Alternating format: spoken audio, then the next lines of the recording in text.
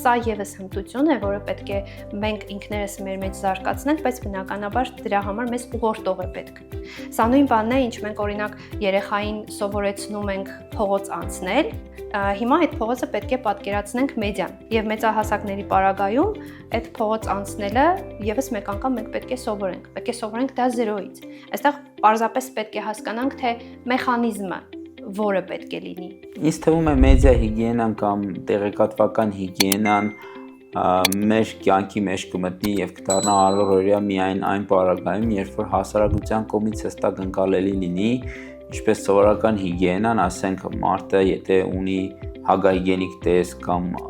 հագահիգիենիկ պահեվազք, դա միանգամայն պարզավելի է հասարակության կողմից, բայց հագահիգիենիկ տեղեկատվական դաշտում, երբ որ մարդը ապրում է, դա հասարակության կողմից միանշանակ ազդակ չի ստանում, քանի որ հասարակության մեծ մասը հիմա դրա մեջ է։